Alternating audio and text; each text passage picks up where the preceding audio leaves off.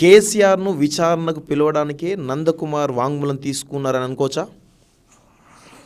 Sir ఇప్పుడు నేను మొదలే చెప్పా, ఇది దీంట్లో పెద్ద సీక్రెట్ లేదండి, ఓపెన్ సీక్రెట్ అంటారు ఇది. అవును, సీక్రెటే ఓపెన్. అవును, 3 సంవత్సరాల నుంచి అందరు ఆఫీసర్లకు తెలుసు, అందరు జడ్జీలకు తెలుసు, అవును, అందరు తెలుసు. దీంట్లో ఉన్నదేంది, అవును, అసలు నందకుమార్ ఆడియోలు బయటికి ఎట్లొచ్చాయి, అది ఎవరు తెచ్చిచ్చిర్రు, సీఎం కేసీఆర్ గారికి, ఆయన ప్రెస్ మీట్ ఎట్లా పెట్టాడు, దట్స్ ఇట్, క్లోజ్, సింపుల్. ఇప్పుడు కేసీఆర్ గారు ఈరోజు నేను ఒక వార్తాపత్రికలో చదవడం జరిగింది కదా, ఇప్పుడు నందకుమార్ ఇచ్చినటువంటి వాంగ్మూలం మేరకు ఈరోజు కేసీఆర్ను విచారణకు పిలిచి నందకుమార్ సంబంధించిన మొయినాబాద్ కేసులో ఆడియోలు వీడియోలు ఎట్లా వచ్చినాయి అని కేసీఆర్ని విచారిస్తారని చెప్పేసి అన్నారు. కానీ కేసీఆర్ ఏమంటాడు, నాకు నా కింద అధికారులు ఇచ్చారు, నేను చేసిన అని చెప్పి తప్పించుకునే అవకాశం ఉంటుంది కదా. ప్రభాకర్ ఇంత సినిమా ప్రభాకర్ వాడేవాడు రేపు అంటాడు ప్రభాకర్ రావు అసలు 100 మంది పనిచేస్తాడు నా గవర్నమెంట్లో, ప్రభాకర్ రావు అసలు అంటాడు నాకేం తెలుసు అండి, ప్రభాకర్ రావు ఉంటాడు, అనిల్ కుమార్ ఉంటాడు, ఎల్లే ఉంటాడు, మళ్ళీ ఉంటాడు, నాకేం తెలుసు అని అంటాడు. ఏమంటారు చెప్పండి ఇప్పుడు మీరు?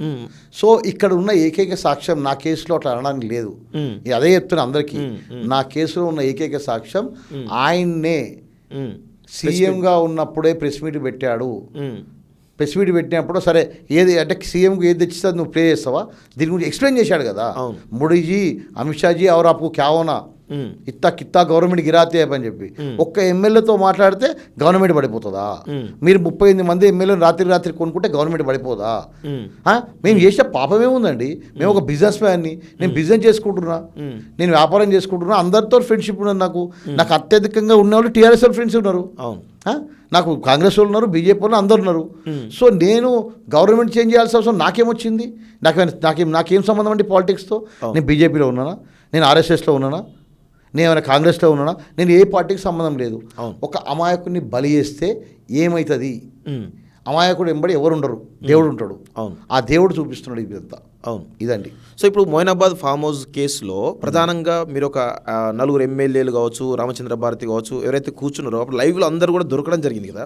దానికంటే ముందు ఒక 2 రోజుల ముందే కెమెరాలు ఫిక్స్ చేసి ఆ వీడియోలన్నీ కూడా తీయించుకున్నటువంటి వాటిని కూడా కేసీఆర్ ప్లే చేయడం జరిగింది. సో అది ట్యాపింగ్ కిందకి రాదనుకుంటున్నా, నాకు తెలిసి ట్యాంపరింగ్ అవుతుంది. ట్యాపింగ్ కాదు, ట్యాంపరింగ్ ఆఫ్ ఎవిడెన్స్ అంటారు దాన్ని. అంటే ఇప్పుడు ఒక మర్డర్ కేసు అవుతుందండి, మర్డర్ కేసు అయినప్పుడు ఒక కత్తి ఉంటుంది అక్కడ. సో ఆ కత్తిని వాళ్ళు సీజ్ చేస్తారు, పోలీసు వాళ్ళు సీజ్ చేసి దాన్ని కోర్టులో సమర్పిస్తారు. సో ఆ కత్తిని పట్టుకొని ఊరంతా తిరగరు. సో ఇదేమైందంటే ఇక్కడ ట్యాంపరింగ్ అంటారు. ట్యాంపరింగ్ అంటే అది దాన్ని బయటబయలు చేయడం, ఆ కేసును మొత్తం నీలుగారి చేయడం. సో అప్పుడు టెంపరవల్లీ మున్గోడు ఎలక్షన్స్ ఉందండి, బీజేపీ వాళ్ళని బ్లాక్మెయిల్ చేయాలి, అగ్రనాయకులు దీన్ని ఇరికియాలి, సో అగ్రనాయకులు దీన్ని పట్టుకోవాలనే దాంతో తొందరతో పాటుగా చేసిన పనులు ఈరోజు అనుభవిస్తుండండి. ఈరోజు కూడా అండి ఇంకా చాలా విషయాలు నేను చెప్పాలంటే, కానీ ఇక్కడ ఏమైందంటే ఇప్పటికే నేను ఆస్తి నష్టం జరిగింది, నన్ను డిఫేమ్ చేసిండ్రు, మా భార్య పిల్లల మీద కేసులు పెట్టిరు, నాకు రకరకాల హింస పెట్టిరు.